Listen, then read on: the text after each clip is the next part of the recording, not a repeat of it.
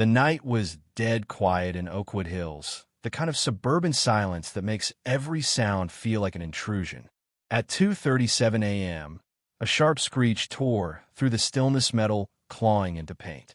Margaret Hensley, the iron-fisted president of our neighborhood HOA, stood hunched over my sleek black Bentley Continental, her hand trembling as she dragged a key across the passenger door.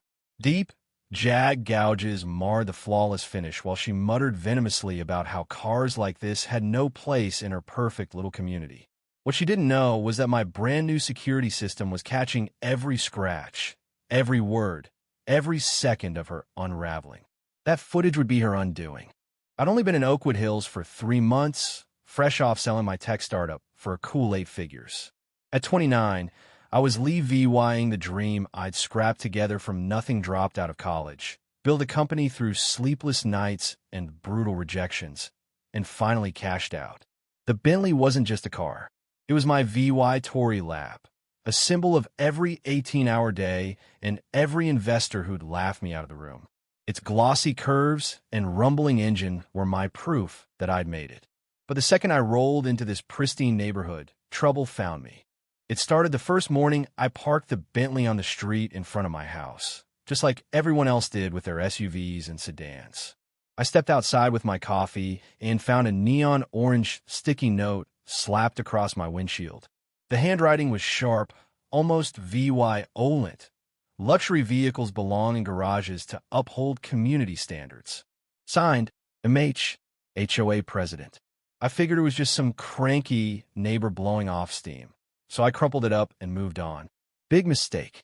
The next day, another note, longer and nastier, accused my car of being likely modified and unsafe for residential streets. I couldn't help but chuckle. This was a stock Bentley Continental, straight from the factory in Crewe, England, not some tricked-out racer.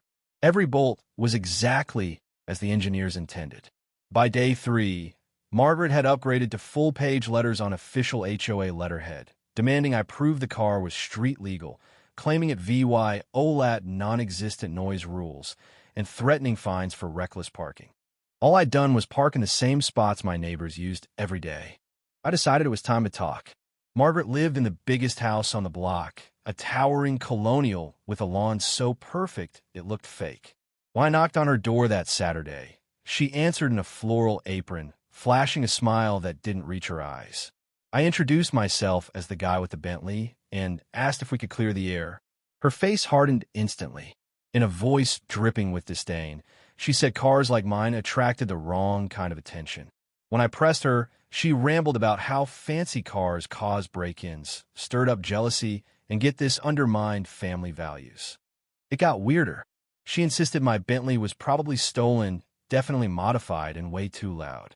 I offered to show her the registration, insurance, even the dealership papers. She waved me off, saying it could all be faked, and that her 25 years running the HOA made her an expert at spotting troublemakers. I left her porch knowing this wasn't over. Sure enough, Margaret turned it up a notch. She filed a complaint with the County Code Enforcement Office, claiming my car broke local laws. The inspector took one look at my pristine Bentley, laughed, and apologized for the hassle. That didn't stop her. She started calling the non-emergency police line, reporting my car as abandoned if I left it parked for more than a few hours. Cops would show up, check the plates, confirm it was legal, and leave, clearly annoyed. One officer even suggested I file harassment charges, but I hoped Margaret would burn herself out. Then she got sneakier. She realized neighbors had security cameras pointed at the street, so her no-dropping days were over. Instead, one morning I woke up to find 3 trash bins lined up across my driveway, positioned so perfectly I couldn't back out without MOVYing them. I tracked down the owner, sweet old Mrs. Larson from down the street, who was horrified. She swore she'd left them at the curb for pickup. Her security footage told the real story. Margaret, at 5 a.m., dragging each bin across the street like a woman possessed. For 2 weeks, this became her game: trash cans, recycling bins, even traffic cones she'd somehow got her hands on, all blocking my driveway. Cameras caught every move, but Margaret acted like she was in VY Cybele. The woman obsessed with neighborhood standards was the one turning our street into a circus. The breaking point came on a chilly October night. I'd worked late, dragging myself home near midnight after a brutal day of client meetings. I parked the Bentley in my usual spot and crashed, dead to the world. At 2:37 a.m., my phone buzzed with a motion alert from the security system I'd installed just days earlier. I grabbed it, expecting a stray cat or a raccoon. Instead, I watched, heart pounding, as Margaret crept up to my car, keys glinting in her hand. She glanced around, then started VYing into the passenger door, her face twisted with fury as she hissed about people who don't know their place. I threw on clothes and bolted outside, but she was already scurrying back to her house. The damage was brutal scratches stretching from the front wheel to the rear bumper, deep enough to cost thousands to fix. But more than that, I had her on tape, caught red-handed. The next morning, I called the police and filed a vandalism report. When the officer saw the footage, his jaw tightened. He asked for a copy and urged me to press charges. Margaret had gone from petty tyrant to full-blown criminal. I also posted the video online, not for clout, but to prove I wasn't crazy for thinking this was insane. I captioned it with the months of harassment she'd put me through. By noon, the video had exploded 50,000 VYUs, shared everywhere, even picked up by local news. Margaret's face, clear as day, became the face of HOA tyranny. The local NBC station called for an inter-VYEW, and by that night, her vandalism and harassment were the talk of the city. Margaret's response? Predictable. She called the station, screaming that the footage was fake, that I saw was the one harassing her saw, and demanded a retraction. When that flopped, she tried to rally the HOA board, but they were jumping ship.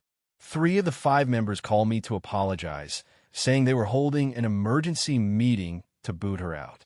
Meanwhile, the police weren't messing around. The scratches were deep enough for felony vandalism, and the footage was undeniable. When detectives showed up at her door with a warrant, the whole street turned out to watch. Her arrest was pure chaos. Margaret shrieked about persecution and injustice as cops cuffed her, claiming she was being framed for upholding standards. Her husband stood in the doorway, looking like he wanted to disappear. Seeing her led away in handcuffs was surreal. A woman who'd spent months terrorizing me finally facing the music. The legal process was swift. Her lawyer tried for a plea deal, but the prosecutor wasn't VYing it. The VY Denke was too damning, the damage too costly. Margaret pleaded guilty to felony vandalism, landing 2 years in prison and a due law $15,000 restitution order. In court, as the judge read the sentence, her face went ghostly white, her hands gripping the table so hard her knuckles looked ready to pop. The Queen of Oakwood Hills had fallen hard. Looking back, it's wild to think one woman's obsession with control could spiral so far. For months, Margaret used her HOA throne to bully and intimidate. VY said she was untouchable. Now, she's a cautionary tale. Justice doesn't always come this clean, but when it does, it hits like a freight train. So what do you think? Was Margaret just a control freak who snapped? Or was she a symptom of something bigger in these HOA-ruled neighborhoods? Should I have pushed back harder from the start? Or was letting her dig her own grave the smarter play? And what about that prison sentence too harsh? Or exactly what she deserved? Drop your thoughts below. Hit that like button if this story got your blood pumping. And subscribe for more real-life drama. Let's get this debate going.